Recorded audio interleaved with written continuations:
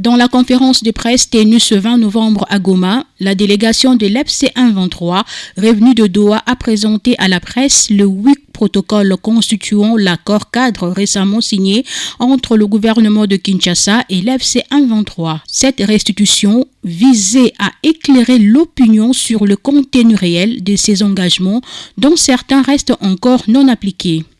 Parmi les points majeurs présentés figure notamment la libération des prisonniers ainsi que l'observation du cessez-le-feu. Les deux protocoles pourtant déjà signés, mais dont la mise en œuvre tarde à se matérialiser sur le terrain. Le premier protocole, c'est le mécanisme pour la libération des détenus, des prisonniers, signé le 14 septembre 2025. Nous nous sommes entendus, une fois signés ces documents, il fallait qu'il y ait libération des prisonniers. Le deuxième protocole, les mécanismes de surveillance et de vérification du cessez-le-feu, signé le 14 octobre 2025.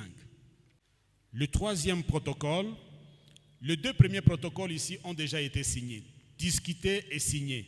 Ce qui reste, c'est sa mise en œuvre.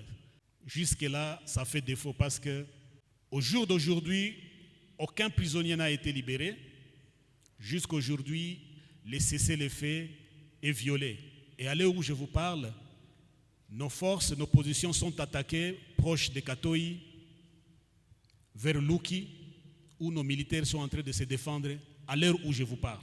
Le secrétaire permanent de l'FC123, Benjamin Bonipa, a passé en revue l'ensemble de documents insistant sur la nécessité de la transparence dans ces processus.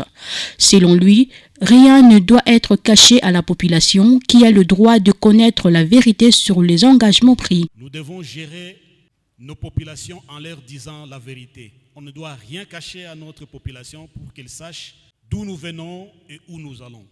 Et non pas prendre nos populations comme des gros bébés en leur cachant la vérité. Bonipa a également rappelé que la réussite de cet accord dépendra du respect mutuel des obligations par les deux parties, appelant à une mise en œuvre rapide et complète des protocoles déjà validés. Nanou Kazakou pour Simba Media DRC.